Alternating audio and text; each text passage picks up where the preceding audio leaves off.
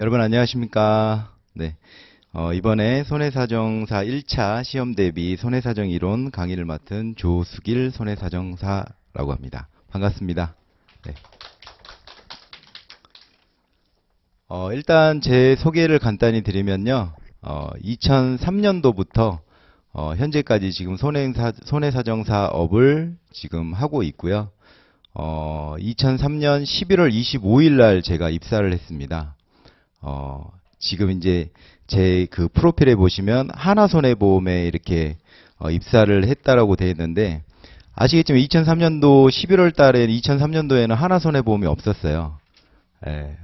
예전에 이제 제일화재라고 혹시 들어보셨나요? 네, 제일화재로 제가 입사를 했습니다. 제일화재 입사를 하면서 2008년도에 저기 제일화재랑 신동아화재가 합병을 하면서 하나손해보험으로 됐어요. 예. 그래서 이제 제일화재라는 말은 없어져 가지고 제가 하나손해보험 입사라고 지금 써놓은 거고요. 하나손해보험 입사하고, 그리고 이제 DB 손해보험, 예전에 이제 동부손해보험, 동부화재죠. 동부화재에서 근무를 하다가 또 이제 롯데손해보험. 예전에는 제가 입사할 때는 롯데손해보험이 맞는데, 예전에는 거기가 대한화재였습니다. 예. 대한화재가 이름이 바뀌어가지고 롯데손해보험이 있었고요. 거기서 제가 10년 동안 근무를 했습니다. 이제 보험회사에서 제가 10년 동안 근무를 하고, 저기, 대인 중상자 팀에서 근무를 했거든요. 이제 아시는 분은 아시겠지만, 이제 중상자 팀이라고 하는 거는 이제 많이 다치신 분들, 기본적으로 이제 수술을 하시고, 이런 장애가 예상되는 분들을 전담해서 처리했던 부서에 있었고요. 그리고 나서 이제 제가 딱 10년 근무하고 나와가지고 법무법인에서 손해배상 팀장으로 3년 근무했습니다. 그리고 나서 이제 다시 제가 또 뜻하는 바가 있어가지고 독립손해사정사업을 지금 7년차 하고 있습니다. 정산손해사정이라는 곳이고요. 지금 인천에 있습니다. 네, 인천에서 근무하고 있어요. 여러분 이제 다들 손해사정사 쪽으로는 처음으로 이렇게 입문을 하시는 건가요? 처음은 아니세요? 네. 실무하고 계세요? 어디 보험사에 계신가요? 삼성화재에 계세요? 무슨 팀에 계세요? 대물보상팀에 계세요? 고생 많으시겠네요. 전화 스트레스. 어마어마하시겠네요. 예전에는 아실지 모르지만 복합팀이라는 게 또 있었어요. 대인도 하면서 대물도 하고 그랬습니다. 예, 같이 했었어요. 지금도 그렇게 하고 있어요. 그래요. 예전에 했던 건데 이제 와서 또 시뮬레이션 한대요. 그게 실효성이 없다 그래가지고, 예전에 제가 제일화재 처음에 입사할 때 제가 일산, 파주, 문산 이쪽으로 다 적성 이런 데 담당했었거든요. 근데 거기는 2명의 인력이 투입하기에는 경제적으로 단가가 안 맞는다 그래가지고 한 명이 대인 복합을 했어요. 대인 대물 복합. 근데 저는 이제 기본적으로 공부를 대인으로 하고 들어갔는데 대물 아무것도 모르잖아요. 공업사에 휘둘립니다.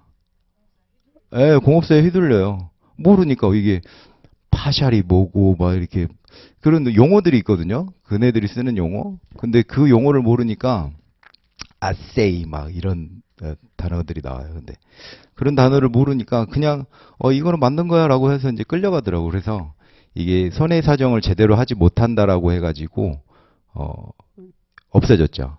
지금 예전에 그 대물 쪽으로 그 견적 내는 대회도 있고 그랬는데 지금도 하나 모르겠네요. 지금 그런 건 없어요. 견적 대회라 그래가지고 차 이렇게 파손되는 거 보고 화면에 딱 띄워놓으면 그게 프로그램 이름이 아코스 뭐 그런 거였는데, 하여튼 그 프로그램을 보고 전국에 있는 직원들이 그거에 대해서 견적을 내서 제출을 하는 겁니다. 전산으로. 그래가지고 이제 채점을 해가지고 1등 뽑아서 이제 상 주고 그랬어요. 네. 여담이었고요. 일단 저희 1차는 객관식으로 이루어져 있습니다. 객관식으로 이루어져 있고요. 총 3과목이죠. 이제 보험계약법, 보험업법, 손해사정 이론 이렇게 있는데, 손해사정 이론이 엄청 양이 광범위해요. 예, 광범위합니다. 그래서 이게 그 문제를 풀다 보면 소위 말하는 저희가 브리타라 그러죠. 듣도 보도 못한 문제가 나올 때가 있어요. 전혀 당황하실 필요 없습니다. 이 손해사정 이론은 약간 이제 계약법 쪽, 업법 쪽이랑 좀 틀린 게, 이게 법 조항이라든가 이런 거를 외우지 않더라도 기본 개념만 잡아 놓으면 지문을 잘 읽어보면 뭔가 하나 틀린 게 있어요. 뭔가 성격이 틀린다라는 게 확 감이 옵니다. 그게 답이에요. 예. 그리고 지문 내에서 지문을 잘 읽어보면 이게 나중에 이제 저랑 같이 문제도 풀어보시겠지만 다음 중 옳지 않은 것은, 가장 올바른 것은, 가장 틀린 말은 이런 걸 이제 하거든요. 이 가장이라고 말 붙은 거는 헷갈리게 해놓은 거예요. 헷갈리게. 그러면 이런 문제들은 꼭 지문 4개를 다 읽어보시고 답을 고르셔야 돼요. 예. 그냥 1번부터 봤는데 이거는 가장 틀린 것 같아 라고 체크해버리면 2, 3, 4에서 가장 더 틀린 그 지문이 있을 수 있습니다. 예. 그래서 꼭 4번까지 꼭 읽어보셔야 돼요. 그리고 이제, 저 1차는 이제 객관식 문제다 보니까 문제은행이에요.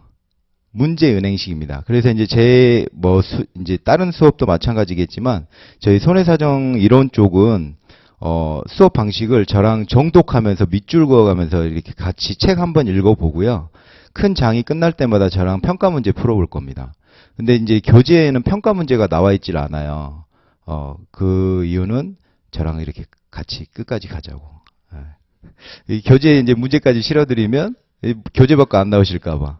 이게 이제 무료 강의이긴 하지만, 저희 강사들이 알차게 준비했습니다. 그리고 이제 이게 5강까지 이루어져 있지만, 저희 그 책을 보시면 17강까지 있어요. 그래서 제가 나눠봤는데, 3강씩, 회차당 3강씩 하면 비더라고요.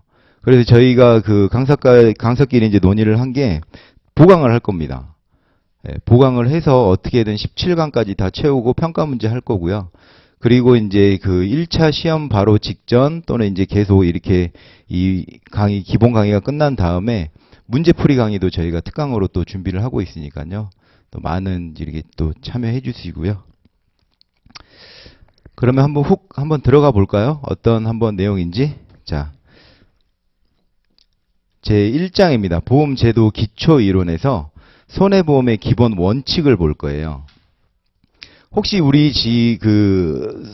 보험 쪽으로 처음 접해보고 이런 용어가 좀 생소하다라고 하시는 분 계신가요? 아, 그러세요? 그러면 제가 가능한 한 이렇게 좀 쉬운 쪽으로 이렇게 설명을 드릴 건데, 혹시나 이렇게 좀 알아듣기 힘드시다 그러면 옆에 또 친구분이 이렇게 땡겨 오셨으니까 친구분의 도움도 받고, 또 이제 그 휴식 시간에 또 저한테 또 질의해 주시면 제가 또 답변해 드리겠습니다. 강의는 50분 수업에 10분 이렇게 휴식으로 이렇게 할 거고요. 그럼 진행해 보도록 하겠습니다. 첫 번째로 그 손해보험 기본 원칙에 피보험 이익제도입니다. 피보험 이익제도는 화면 보시면 insurable interest라고 되어 있는데요. 보험의 insurable은 보험에 넣을 수 있는, 보험 들 수 있는 보험에 적합한이라는 뜻이고요. interest는 관심, 흥미, 호기심, 권리라는 뜻이랍니다. 피보험 이익은 보험 계약으로부터 피보험자가 얻는 경제적 이익을 말하는 거고요. 그리고 보험 계약의 목적, 그리고 no insurable interest, no insurance. 피보험이 없으면 보험도 성립하지 않는다는 말입니다. 일단은 제가 이제 집약을 해본 거고요. 저희 그 교재 보시면 첫 번째 개념입니다. 피보험 이익이란 밑줄 치시고요. 보험 계약으로부터 피보험자가 얻는 경제적 이익까지 밑줄을 의미한다. 즉 피보험 이익은 밑줄 보험 목적물에 손해가 발생하였을 피보험자가 갖는 경제적 이해관계까지를 말하는 것이며, 밑줄 보험 계약의 목적이라고도 한다. 그리고 피보험자가 보험 목적물과 관련하여 이해관계를 가지지 않는 경우 피보험 이익은 존재하지 않으며, 이런 경우 보험 목적물에 대하여 보험을 가입할 수 없다. 즉 피보험 이익이 없으면 보험도 없다. 자, 이 말은 경제적 이해관계가 뭘까요? 어떠한 거에 이익이라든지 손해가 있어야 된다는 겁니다. 경제적 이해관계. 이 경제적 이해관계가 없으면 피보험 이익이라고 볼 수가 없는 거예요. 사고가 발생했는데 손해가 없어. 그러면 그건 자체는 피보험 이익이 아닙니다. 일단 피보험 이익 자체가 제일로 이렇게 첫 강의에 들어가는 거는 그만큼 중요해서 그래요. 예, 중요해서 그렇고요. 다음은 이제 개념에 대한 학설입니다.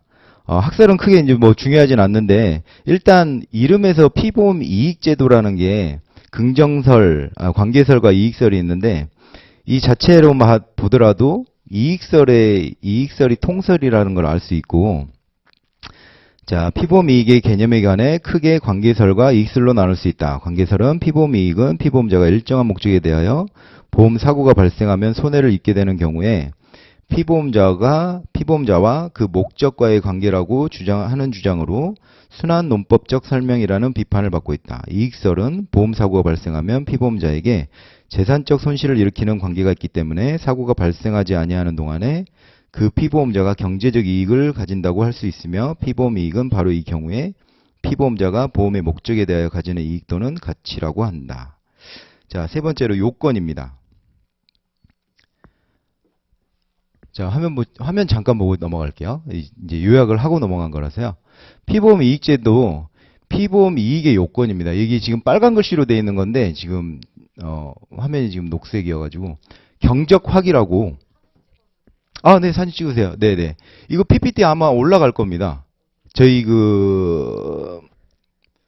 저기 홈페이지 그 수강생들한테 제가 오픈하는 걸로 알고 있거든요. 아니면 찍으셔도 돼요. 네. 근데 이 책에 다 있는 내용인데. 네네네. 피보험 이익의 요건, 첫째로 경제성입니다. 금전 평가가 가능하여야 하며 적법성, 선량한 풍속, 건전한 사회질서에 반하지 않아야 하며 확정 가능성, 소유권 등의 권리의 확정이 돼야 된다. 이거 제가 앞머리 따는 거 잘 안 하는데요. 이거는 따놨어요. 경적확. 이거는 확실히 기억을 하셔야 돼요. 피보험 이익의 요건, 그러면 경적확, 그래서 경제성, 적법성, 확정 가능성. 이 문제 꽤 나옵니다. 저희가 이 문제가 사지선다형이잖아요. 사지선다형이라서 어떠한 이제 저희가 강의를 쭉 이렇게 진행을 했을 때 요건이 세 가지다. 특징이 세 가지다. 뭔가가 세 가지다. 라고 하는 것들은 문제 나오기 아주 좋아요. 문제 내기 아주 좋습니다. 중간에 하나 뭐 사고 발생 가능성? 뭐 이런 거 끼워 넣어가지고 다음 중 틀린 것을 고르시오. 라고 이렇게 나오거든요. 그래서 이 피보험 이익의 요건 경적확은 꼭 기억을 하시고요. 그러면 첫 번째로 경제성이 뭐냐? 저희 교재 보시면 9페이지입니다. 피보험 이익은 밑줄 반드시 금전으로 평가할 수 있어야 한다. 까지 밑줄이고요. 우리 상법은 피보험 이익을 보험 계약의 목적이라고 표현하고 금전으로 산정할 수 있는 이익으로 한정하고 있다. 이는 피보험 이익의 관념을 손해보험에 있어서도 금전으로 산정할 수 있는 이익을 가지고 있는 재물보험에서만 인정되는 것으로 이해될 수 있지만 피보험 이익의 관념은 책임보험을 포함한 밑줄 모든 손해보험 계약의 중심 요소까지 보는 것이 통설이다.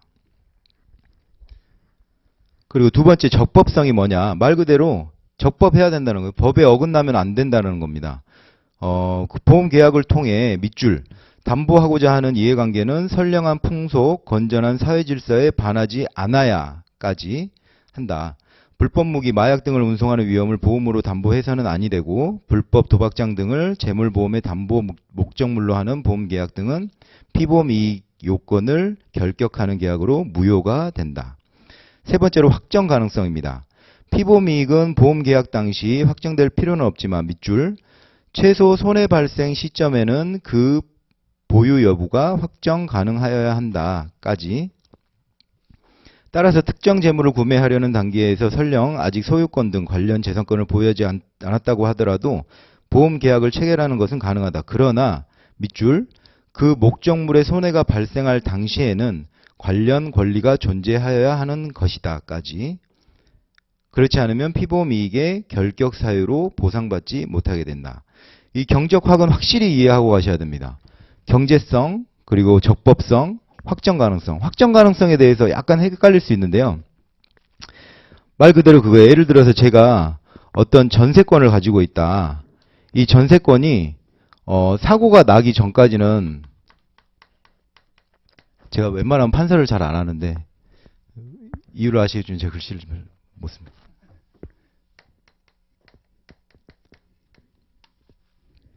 사고 발생이 이 시점에서 났다라고 하면 이 전세권을 이때는 가지고 있어야 되잖아요. 그래야지 제가 보험 목적물로서 이 이해관계에 성립할 거 아니에요. 근데 이 전세권을 이때 받았다. 사고 발생은 이전에 났고 그러면 제가 이걸 보험 목적물로 주장할 수가 없는 거죠. 이 내용입니다. 그래서 사고 발생 시점까지는 확정되어야 한다라는 말이고요. 이 경적학은 진짜로 중요해요. 문제도 평가 문제도 보시면 아시겠지만 계속 출제됩니다.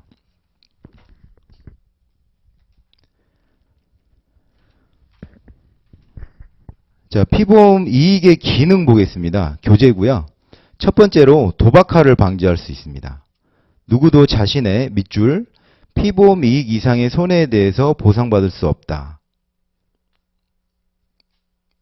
예를 들어 피보험 이익이 요구되지 않는다면 전혀 모르는 동네 이웃 사람의 주택에 화재보험을 가입해 놓고 그 집에 화재가 발생하기를 기원하거나 생명보험의 경우 제3자의 생명에 대해 보험을 가입하고 일찍 죽기를 바랄 것이므로 이는 사회질서에 반하거나 저해하는 결과를 가져올 것이고 자신의 손해, 즉 감소된 피보험 이익보다 많은 보상을 받게 된다면 인위적으로 사고를 일으킬 심리를 조장하는 등 사회적으로 옳지 않은 결과를 만들기 때문에 보험 계약의 보상을 피보험 이익의 한도로 제한하여 보험이 도박으로 전락하는 것을 방지한다.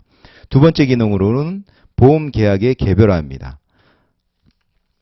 일단 쭉 읽으시고요. 다음 페이지 넘어가시면 이러한 개별 권리들 각각에 대해 별도의 보험 계약을 체결할 수 있는데 밑줄 그 계약들 간에는 서로 다른 피보험 이익을 담보할 수 있는 것이니 별개의 보험이라 할 수 있고 원칙적으로 서로 다른 보험 계약이 되어 중복보험이 성립되지 않는다. 전세권을 또 이야기를 해보면 어떤 건물에 제가 전세를 살고 있어요. 집 주인이 있겠죠.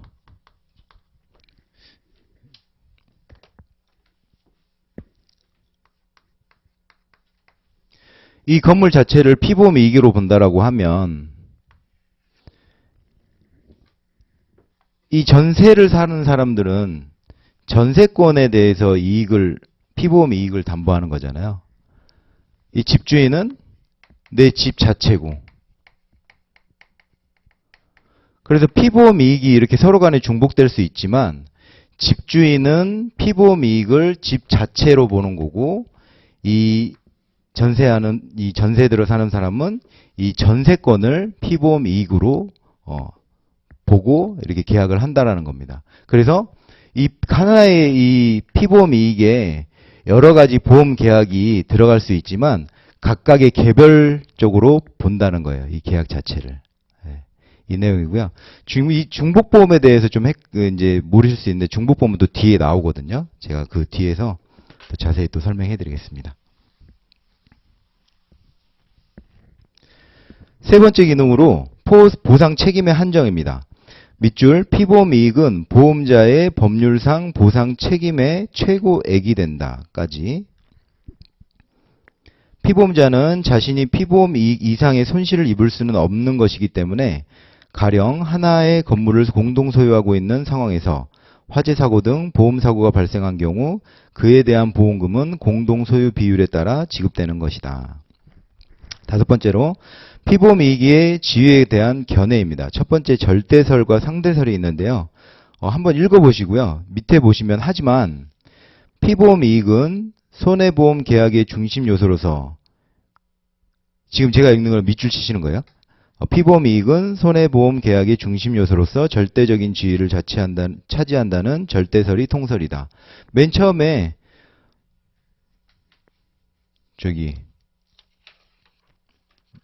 영어가 약해가지고 No insurable interest, no insurance 했잖아요. 이게 통설이에요.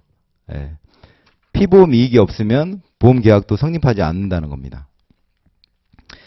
그러면 손해보험과 생명보험에서의 차이점은 뭐가 있냐? 바로 법률적, 경제적 이해관계의 존재 여부와 존재 시기에 대해서 차이가 있다는 겁니다. 교재 보시면 손해보험의 경우 소유권, 수익 사용권, 배상 책임 등 목적물에 대한 피보험자의 법률적, 경제적 이해관계가 반드시 있어야 함에 비해 생명보험의 경우 우리나라에서는 피보험자의 동의만 있으면 보험 수익자와 피보험자 사이에 아무런 경제적, 사회적 이해관계가 없다 하더라도 생명보험이 성립할 수 있도록 규정되어 있다. 따라오고 계시는 거죠? 네네. 그리고 두 번째로 존재 시기입니다. 피보험 이익이 언제 존재해야 하는가에 대해서는 손해보험과 생명보험의 경우가 다르다. 손해보험의 경우 피보험 이익은 손실이 발생하는 시점에 반드시 존재해야 한다. 이러한 요건은 밑줄 실손보상 원칙을 구현하기 위해 필요하다. 까지. 한편 우리나라 생명보험 계약은 피보험자의 동의만 있으면 보험 계약이 가능하지만 미국 등의 경우 생명보험에 있어서 피보험 이익의 존재 시점은 손해보험과는 달리 계약 시점에만 존재하면 된다. 7번째입니다. 배상책임보험의 피보험 이익. 첫 번째로 보험 계약의 목적입니다. 배상책임보험에 있어 1차적인 보험 계약의 목적은 피보험자의 전 재산이다.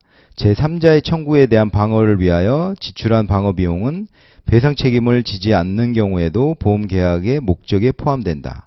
두 번째, 피보험 이익. 긍정설과 부정설이 있는데 긍정설이 통설입니다. 책임보험의 피보험 이익은 피보험자가 제3자에 대하여 재산적 급여를 하는 책임을 지는 사고가 발생하지 않음으로 인하여 갖는 경제적 이해관계라고 한다. 통설적 견해의 밑줄. 부정설은 사고로 책임질 금액이 전 재산을 초과하는 경우도 있으므로 피보험자가 전 재산에 대하여 가지는 이익이 피보험 이익이라고 주장하는 근거는 없다라고 한다. 가지고요. 자, 이렇게 한번 피보험 이익에 대해서 훑어봤습니다. 그러면 또 바로 평가 문제 한번 들어가 봐야죠. 이제 저는 저희 수강생분들을 믿거든요. 이게 잠깐 봤는데 일어나자마자 그 휘발되는 그 휘발성을 제가 믿습니다. 물론 저도 마찬가지지만요. 근데 이렇게 문제를 여러 번 풀어보면 그 휘발성이 계속 머리에 각인되더라고요. 그래서 이제 첫 번째 문제입니다. 피보험 이익의 일반적인 요건이 아닌 것은 아까 처음에 뭐라 그랬죠? 세 개 외우자 그랬잖아요. 경적확. 첫 번째 경제성, 적법성, 확정성. 경적확 발은 없었잖아요. 4번이 답입니다. 아닌 것은. 자, 두 번째, 피보험 이익의 기능에 관한 설명이다. 옳지 않은 것은. 자, 우리가 지금 피보험 이익에 대해서 개념만 지금 생각을 했어요. 가지고 있는 거잖아요. 뭐 한 번 읽었는데 이걸 어떻게 개념을 잡겠어요. 자, 피보험 이익이라는 건 제가 막 건물도 그리고 뭐 했어요. 이런 걸 이제 생각을 해보고 넘어가 볼게요. 옳지 않은 것은 틀린 거 찾는 겁니다. 누구도 첫 번째 지문, 누구도 자신의 피보험 이익 이상의 손해에 대하여 보상받을 수 없다. 그런 것 같아. 왜냐? 우리가 교재 읽으면 실손보상의 원칙을 구현하기 위해서 필요하다라고 했잖아요. 실손보상의 원칙에 대해서도 이제 설명을 하겠지만 그것도 이제 우리가 알기 전에 따라서 인위적으로 사고를 일으킬 심리를 억제하는 등 보험 계약의 보상을 피보험 이익의 한도로 제한하여 보험이 도박으로 전락하는 것을 방지한다. 맞는 것 같아요. 그렇죠? 옳은 것 같아요. 두 번째, 동일한 하나의 목적물이라도 그 위에 여러 개의 피보험 이익이 존재할 수 있고 각 피보험 이익마다 별개의 보험 계약이 성립될 수 있다. 제가 막 건물 그리고 막 그랬던 거 맞는 것 같아. 세 번째, 개별 피보험 이익에 따라 체결된 보험 계약이라고 하더라도 동일한 손해에 대해서는 중복보험 관계가 성립하여 타보험 약관 조항의 내용에 따라 처리되어야 한다. 이건 잘 모르겠어. 무슨 말인지 모르겠죠. 우리 지금 아직 안 배웠죠. 타보험 약관 조항이 뭐지? 중복보험도 아직 생소하고 우리 피보험 이익에서만 배웠는데. 네 번째로 이건 일단 놔두고요. 네 번째로 피보험 이익은 보험자의 법률상 보상 책임의 최고액으로서의 기능을 한다. 우리 한번 보고 넘어간 거죠. 그럼 답은 뭐냐? 3번입니다. 피보험 이익이 다른 계약은 원칙적으로 별개의 보험으로 이들 간 중복보험은 성립되지 않는다. 하지만 일부 보험 계약들은 약관에서 2종 보험 간의 중복보험 처리를 규정하기도 한다. 이 내용은 별 필요 없어요. 이거는 이제 제가 부가적으로 이제 해놓은 거고 원칙적으로 별개의 보험으로 인정한다라는 거죠. 자, 또 자, 피보험 이익에 대한 설명으로 틀린 것은 또 지문 한 번씩 같이 읽어보죠. 첫 번째, 피보험 이익이란 피보험자가 보험 사고와 관련하여 갖는 경제상의 이해관계를 의미한다. 본 것 같아. 경제상의 이해관계, 뭐 어떠한 이익이나 손실, 손해들 있어야 돼. 두 번째, 피보험 이익은 손해보험 계약을 체결할 때에 필요한 요소이기는 하지만 피보험 이익이 없다고 하여 손해보험 계약이 무효로 되는 것은 아니다. 라고 했어요. 제가 영어에 약하지만 no insurable interest, no insurance. 피보험 이익이 없으면 보험이 아니다라는 거죠. 두 번째는 좀 틀린 것 같아. 자, 일단 제가 그랬죠. 지문 4번까지 다 읽어보셔야 돼요. 손해사정 이론은 특히나 그렇습니다. 세 번째, 피보험 이익이 언제 존재하여야 하는가에 대해서는 손해보험과 생명보험에서 해석이 다른데 손해보험의 경우 피보험 이익은 손실이 발생하는 시점에는 반드시 존재해야 한다. 제가 아까 이렇게 화살표 그려가지고 했던 거 맞는 것 같아. 네 번째, 배상책임보험에서의 피보험 이익은 피보험자가 제3자에 대하여 재산적 급여를 하는 책임을 지는 사고가 발생하지 않음으로 인하여 갖는 경제적 이해관계라고 보는 것이 통설이다. 잘 이해는 안 가는데 뭔가 맞는 거는 같아. 통설이네. 그러면 답은 뭐가 될까요? 네.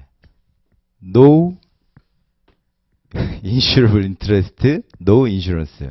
두 번째로 손해보험 계약에서는 피보험 이익은 절대적인 요소입니다. 손해보험에서 피보험 이익이 없다. 이건 보험이 아니에요. 네. 피보험이 없다면 그 계약은 무효이다 라는 겁니다. 자, 그러면 어떻게 좀 머릿속에서 피보험 이익에 대한 이런 좀 생각이 좀 이렇게 잡히시나요? 아직까지 뭐 이렇게 확 정립될 수는 없어요. 제가 문제를 또 평가 문제를 풀다 보면 피보험 이익이 왜 이렇게 중요하구나. 제일 중요한 피보험 이익이 없다면 보험이 아니랍니다. 네. 지금 저희가 손해사정 이론을 공부하는데 피보험 이익이 없다? 그러니까 그만큼 피보험 이익이 중요하다라는 거죠. 네. 그 개념만 가지고 계시면 돼요. 네. 그 개념만 가지면 되시면 되고, 그리고 이제 두 번째로 실손보상의 원칙입니다. Principle of Indemnity. 발음이 안 좋더라도 좀 이해해 주시고요. 자, Indemnity 보면 보장, 배상, 보상금이라는 뜻입니다. 부당이득 금지의 원칙에 또 이렇게 나온 거고요. 손해보상 원칙의 기본입니다. 우리가 피보험 이익을 기준해야 된다는 게 아까 어떤 원칙을 구현하기 위해서라고 했죠? 실손보상의 원칙을 구현하기 위해서라고 했어요.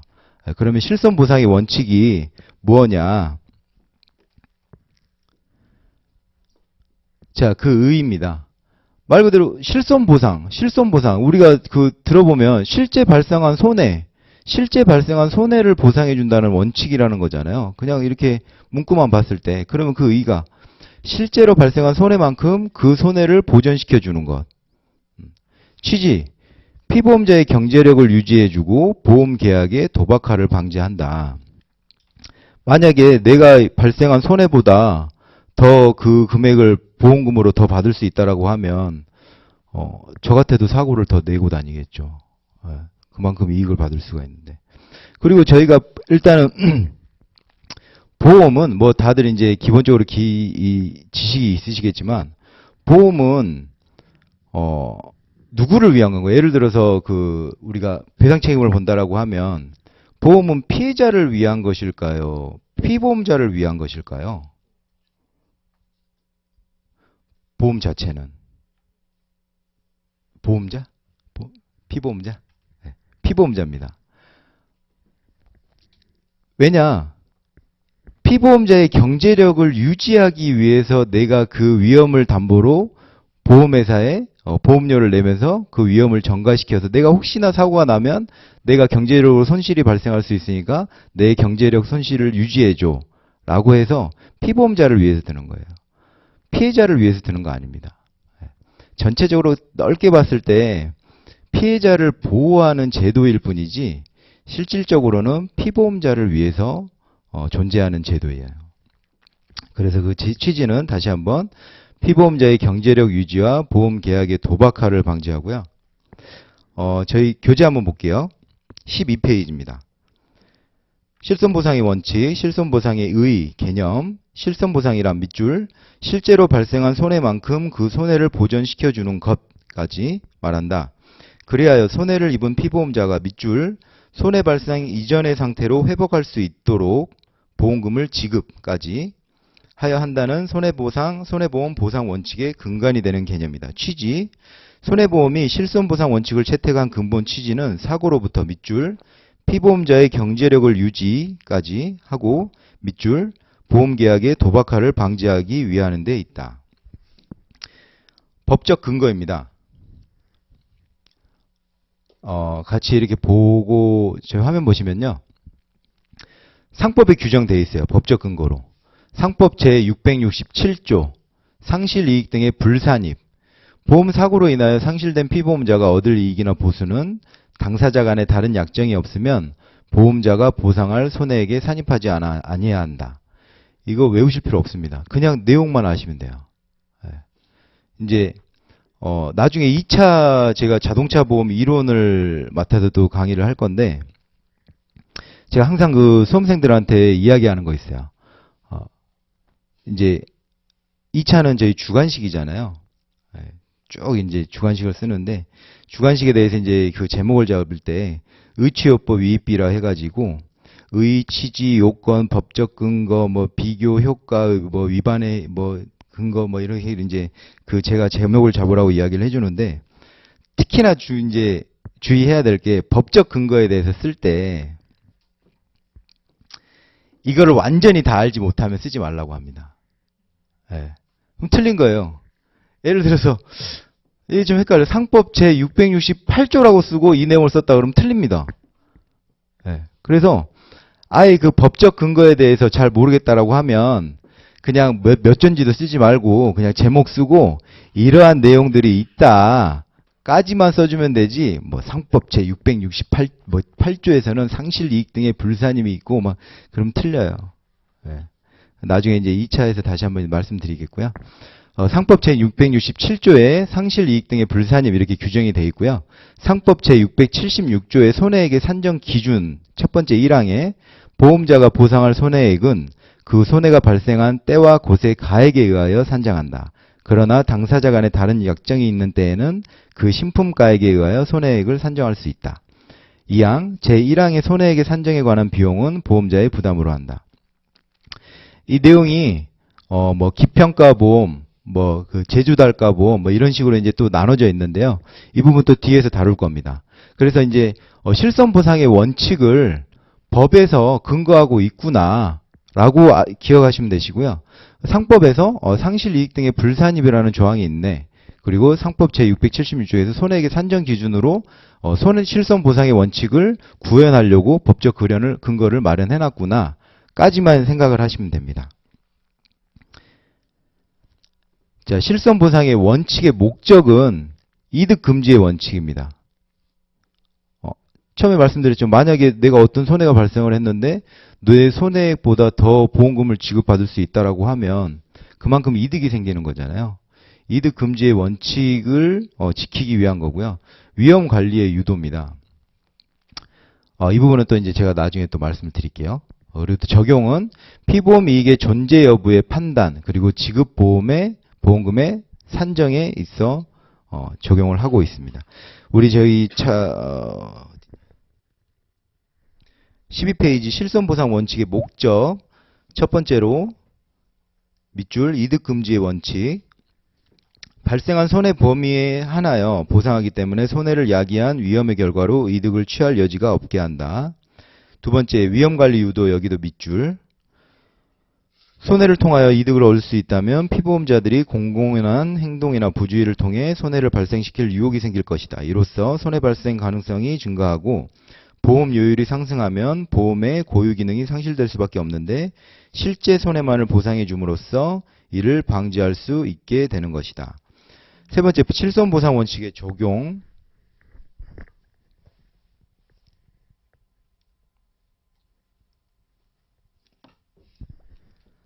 피보험 이익의 존재 여부의 판단입니다. 보험금을 청구자에게 해당 밑줄 보험 계약이 담보해야 할 피보험 이익이 있어야만 보상받을 수 있다까지 합법적이고 정당한 권리관계가 있는지, 그 피보험 이익이 합법한 것인지 등을 판단하여야 한다.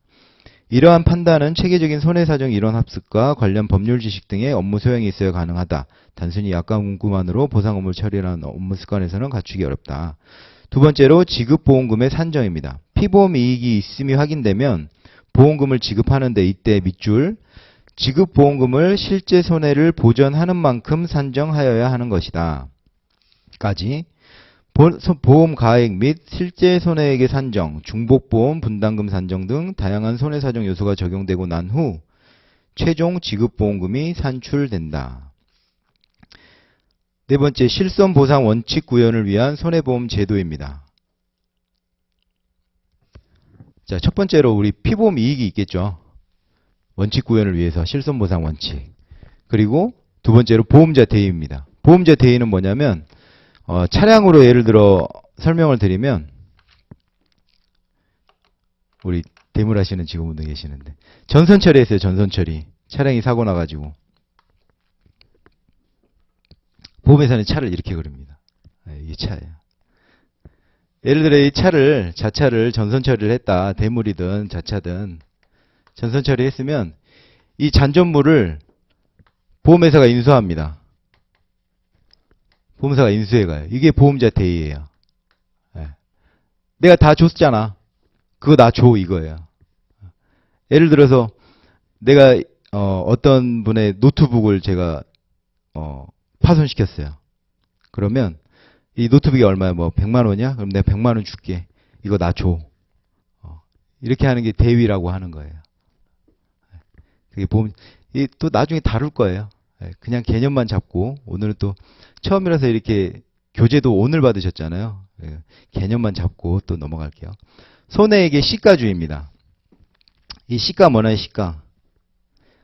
우리 횟집 가면 오늘 시가 얼마예요? 라고 하잖아요. 현재 사고가 발생한 때와 곳, 장소, 시간 등을 따져서 그 금액을 따지는 거예요. 피보험 이익의 자체를. 예를 들어서 우리가 예전에는 뭐 200원이었던 게 이렇게 제가 옆에 있으니까 옆으로 자꾸 적게 되네. 또 차를 또 하면 이 차를 4천만 원을 구매를 했어요. 2021년도에. 그러면 이 차량이 2023년도에는 그대로 4천만 원인가요? 3,800 정도 돼요? 이거 어떤 차 기준인가요? 국산차? 국산차 기준으로 3,800 정도 된답니다. 지금 우리 저기 수강생이 이야기 해주신 게 4천만 원인데 2년 지났어. 2년 채 안 지났는데 3,800으로 떨어졌대. 이게 뭐예요? 그쵸? 다들 감가상각한 거예요. 이 시가주의입니다. 손해액의 시가주의의 하나인데 이 감가상각을 적용을 해가지고 실손보상의 원칙을 구현하겠다라는 거죠. 왜냐? 예를 들어서 그때 당시에 4천만 원이었으니까 지금도 4천만 원 줄게. 근데 지금 시가는 지금 3,800인데 이 사람은 200만 원에 대한 이익을 얻는 거잖아요. 그 이익을 방지하겠다라는 거죠. 그래서 원칙 구현을 위해서 손해보험 제도들 중에 시가주의가 있고 신구교환 공제입니다. 자꾸 이 대물 쪽으로만 이야기를 하게 되네요. 이게 보시면 거진 인보험에서도 많이 활용되는데 대체적으로 물보험에서 하게 돼요. 왜냐? 이 피보험 이익을 이제 우리가 보상금을 산정하는 그 경제적 그 기준으로 보는데 사람 몸을 따지기에는 좀 그렇잖아요. 사람 몸이 물론 이제 제가 몸을 쓰면 쓸수록 이렇게 달아져서 이렇게 경제적 가치가 줄겠지만 그래도 이제 경제적 가치를 이렇게 야, 너 됐으니까 감가상각할게. 그러면 약간 기분도 나쁘고. 그래서 일단은 이런 것들은 이제 주로 재물에서 이제 적용을 하는데 신구교환 공제.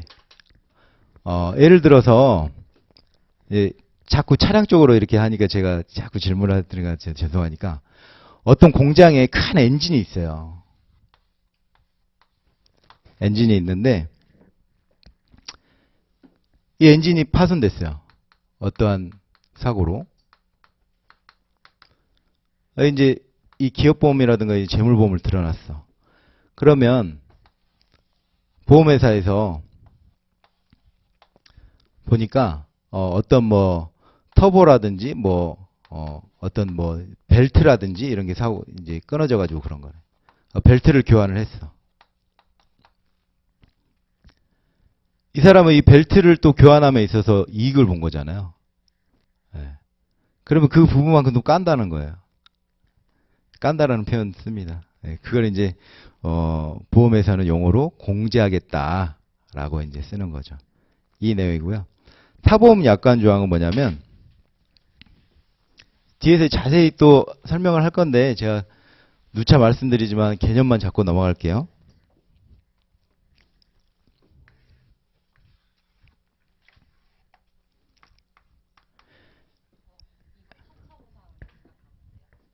타차 보상이요? 아니요. 그 내용은 그 내용은 아닙니다. 이거는 약간 그 비례보험이에요. 네. 그러니까 예를 들어서 A라는 건물이 있어요. 근데 이게 지금 시가가 예를 들어서 4억짜리 건물이야. 요새 4억짜리 건물 없죠. 참. 100억짜리라고 하죠. 100억짜리 건물인데 이 건물 주인이 보험을 여러 개를 들어놨습니다. 위험에 대해서 이렇게 좀 싫어하신 분이었나요? 가라는 보험회사에서 이 보험 목적물에 있어서 50억을 들어놨어요. 나라는 보험에 70억 들어놨어요. 또 돈이 좀 여유가 있으시겠죠. 뭐 100억짜리 건물 가지고 계시는 분인데 다라는 보험회사에 여기는 한 30억 정도 들어놨어요. 사고가 발생을 했어요. 만약에 타보험 약관 조항이라는 게 없으면 가보험회사에서 50억 줘야 되고 사고가 발생을 했다라고 하면 나보험회사에서 70억 줘야 되고 다보험에서 30억 줍니다. 그럼 이분은 총 150억을 타는 거죠. 보험의 가액은 100억인데 이분은 50억의 만큼 이익이 생겨버렸잖아요. 그러면 다들 역시 있는 사람이 돈 버는구나 라고 주면 될까요? 그거 아니죠. 타보험 약관 조항에서는 나중에 이제 뭐 독립 배분 방식이라든가 비례 배분 방식으로 나누는 또 조항이 있습니다. 이거를 뭐 모분으로 해가지고 여기서는 비례로 뭐 얼마 주고 얼마 다보험사에서는 얼마 주고 해서 총 지급되는 보험금은 100억이 되게끔 만들어요. 이게 타보험 약관 조항이에요. 네. 그러니까 이게 뭐 말씀하셨죠? 아까 그 다른 차 운전 특약? 네, 완전 틀려요. 그 개념 자체가 틀려요. 그러니까 이제 나중에 또 말씀을 드릴 텐데 이게 개념 잡을 때 잘 잡으셔야 돼요. 그 2차를 여러 번 이렇게 재수, 삼수 이렇게 사수 하시는 분들이 있는데 그분들은 보면 주로 혼자 공부하시는 분들이에요. 혼자 내가 한번 해보겠다라고 해가지고. 근데 물론 이제 혼자도 충분합니다. 뭐 1차 같은 경우에는 뭐 혼자 하셔도 뭐 할 것 같은데 2차는 그렇지 않아요. 그래서 그분들이 어떻게 되냐면 이 자기 생각을 써요. 자기 생각. 네, 자기 생각을 쓰면 안 됩니다. 이게 어떤 2차의 문제를 보면 설명하시오, 풀이하시오, 뭐 이런 식으로 뭐 이렇게 나오지 이것에 대해 이 문제에 대해서 논하시오라고 아니거든요. 여러분의 생각을 묻는 게 아니에요. 그냥 그 출제의원의 의도에 맞게끔 그 문제를 해석하고 작성하면 되는 거예요. 근데 이제 그렇게 이제 공부를 막 오랫동안 하신 분들은 내 생각이 생겨요. 실손보상의 원칙? 뭐 이게 맞는 거야? 뭐 현재 시점에서 이게 맞아? 현실에서? 이런 그 자기 생각이 들어가다 보니까 자꾸 틀리는 거예요. 그러니까 어떤 연구, 뭐 어떤 분인지 모르겠는데, 막 숲에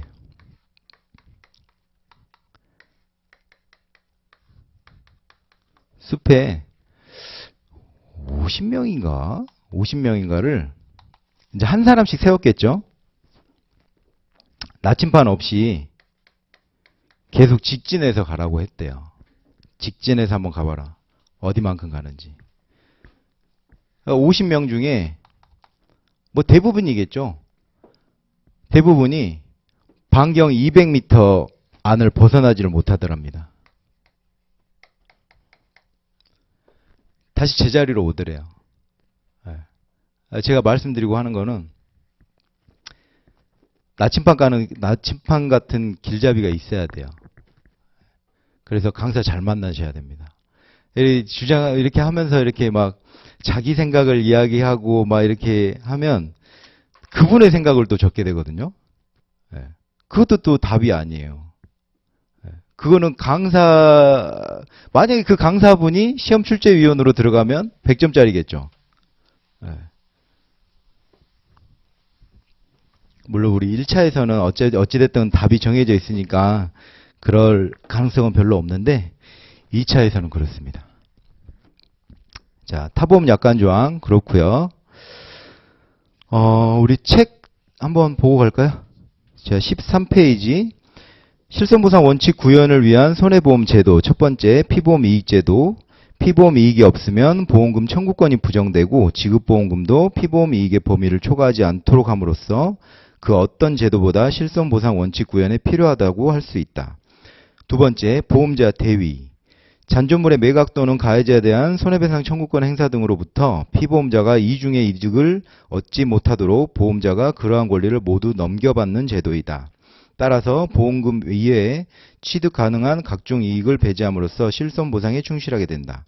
세 번째로 손해액의 시가주의. 밑줄 손해 발생 때와 장소에서의 가액을 손해액 산정의 기준으로까지 정함으로써 감가상각을 감안한 손해액이 산출된다. 그렇지 않을 경우 사용감모분에 대해서도 보상하게 되어 그만큼 이익을 얻게 된다. 손해액 시가주의를 통해 이러한 이익을 배제할 수 있는 것이다. 네 번째, 신구 교환 공제. 주요 부품의 교환, 건물 복구 공사 등을 통해 해당 목적물이 사고 발생 이전보다 전체적으로 내구 연한이 향상되는 등 가치가 상승하게 될 경우 그 가치 상승분만큼 이익이 될 것이므로 지급보험금 산정 시 이에 대한 적절한 공제를 통해 실손보상 지키는 역할을 한다. 다섯 번째, 타보험 약관조항. 동일한 보험 사고에 대해 보상 책임이 있는 다른 보험 계약이 존재할 경우 각 보험 계약별로 보험 금액을 전액 지급받게 되면 손해보전 이상의 이득이 발생하게 된다. 이를 방지하기 위해 각 보험 계약 간 보험금의 분단 지급에 관한 약관 조항을 두고 이에 따라 보험금을 계산 지급함으로써 실제 손해 이상의 보험금 지급이 이루어지지 않도록 하고 있다. 자, 그 다음은 실손보상의 예외입니다.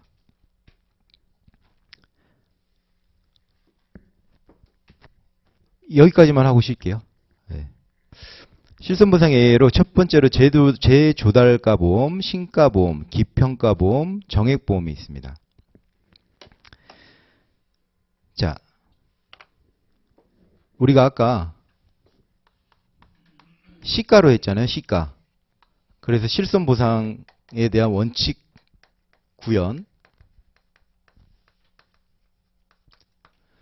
재조달가는 뭐냐면 어떤 부품이라든가 이런 걸 했을 때 그냥 주는 거예요. 그대로 다 인정해 주는 겁니다. 신가. 새로운 거. 새로운 가격 다 줄게. 이거는 어떤 특정한 계약이죠. 네. 특정한 계약이에요. 그러면 이거는 실손보상의 원칙을 어떻게 구현하나요?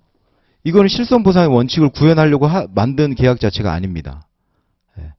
어떠한 그 피보험자의 이익, 서로 간의 의견이 상충해서 만든 계약이지 실손보상을 원칙으로 이렇게 한 게 아니에요. 그래서 실손보상의 예외로 이렇게 뒀고요.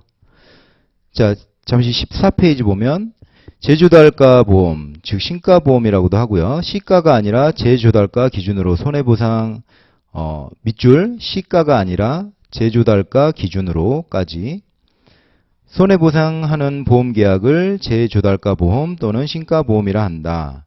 감가상각이 반영된 실손해액을 보상하는 것이 아니고 재조달가 전액을 보상하게 됨으로써 감가상각분만큼 이득이 발생하게 된다. 밑줄 상법 제676조 제1항 단서 당사자 간에 다른 약정이 있는 때에는 그 신품가액에 의하여 손해액을 산정할 수 있다에 그 근거를 두고 있다. 재조달가 보험은 손해보험에서 예외적으로 사용되며 재조달가액을 기준으로 보상하더라도 밑줄 도덕적 위험이 발생할 염려가 적은 분야, 기계보험, 대체비용보험, 신가보험 등이 그 예이다. 그 다음에 이제 읽어보시면 되고요. 기평가보험. 기평가보험은 아까 저희가 차량 감가상각액 적용을 해가지고 4천만 원짜리 차가 3,800이 되는 거 봤잖아요. 이거 없이 기존에 4천만 원으로 계약을 했다라고 하면 그 4천만 원 그냥 주는 계약입니다. 네, 그게 이제 이미 기자예요. 이미 평가를 해놨으니까 그 평가를 줄게. 원래 우리가 실손보상을 어떻게 했었죠? 사고가 발생한 때와 장소, 시점 뭐 이때 준다고 했잖아요. 그때 말고 이미 계약 당시에 계약했던 그 금액만큼 줄게 라고 한 게 기평가보험이에요. 책 보시면 기평가보험에서 계약에서는 협정보험가액이 사고 발생 시의 가액을 초과하더라도 사고 발생 시의 가액을 기준으로 하여 손해액을 산정하지 않고 밑줄 계약 시 정한 금액 이를 기평가보험가액이라고 하고요. 을 기준으로 손해액을 산정한다까지 밑줄. 이는 기평가보험가액이 실제 보험가액보다 크다면 이는 실손보상 원칙의 예외가 될 것이다. 주로 미술품과 고가 희귀품을 담보하는 재물보험이나 자동차보험, 자차 손해담보에서 채택하고 있다. 그렇죠? 네. 미술품이라든가 고가 이런 것들은 왜 기평가보험을 해놓을까요? 그렇죠? 네. 나중에 가치가 더 올라가니까 그럽니다. 보험회사에서는 손해예요. 만약에 그 어떤 도난사고라든가 훼손사고가 났다라고 하면 그래서 이거는 기평가보험으로 계약을 하게 됩니다. 세 번째로 손해보험 상품 중 정액보험입니다. 상금 시상보험, 상해보험의 입원 일당 보상 등은 해당 보험금 지급 요건이 충족되면 실제 소요 비용이 얼마인가에 상관없이 보험 계약 시 정한 금액을 일시금으로 지급하게 된다. 만일 실제 소요 비용이 보험금보다 적다면 이득이 발생하겠지만 손해보험에서는 예외적으로 판매하고 있다. 이해되시나요? 네. 이건 정해놓은 거예요. 예를 들어서 임보험이지만 진단비, 뭐 입원 일당, 그리고 이제 뭐 주로 이제 이런 것들이죠. 그리고 뭐 진단비랑 입원비. 진단비는 그겁니다. 내가 골절이 나더라도 골절이 나면 10만 원 줄게, 30만 원 줄게. 그러니까 예를 들어서 이제 골절이 나면 골절 진단비로 해가지고 제가 보험을 50만 원짜리 담보를 들어놨어요. 그러면 제가 다리가 부러져가지고 강의를 못하더라도 50만 원 받습니다. 네. 근데 이 새끼손가락 끝에가 살짝 금이 갔어요. 그래도 50만 원 받는 거예요. 네. 이게 이제 정액보험이죠. 그래서 다리 다쳐가지고 강의 못하면 그만큼 큰 손실이 있어서 나한테 손해가 더 있지만 이 손가락 다쳤을 때는 내가 요만한 뭐 별 다른 그런 게 없는데도 50만 원을 받게 되면 그만큼의 이득이 발생할 수 있잖아요. 그래도 주겠다라는 거를 정액보험이라고 해서 이거는 실손보상의 예외로 본다 까지입니다. 그러면 한 55분인데 한 10분 쉬고요. 10분 괜찮으신가요? 네, 10분 쉬고 또 여러분의 또 휘발성을 또 보도록 하겠습니다. 감사합니다.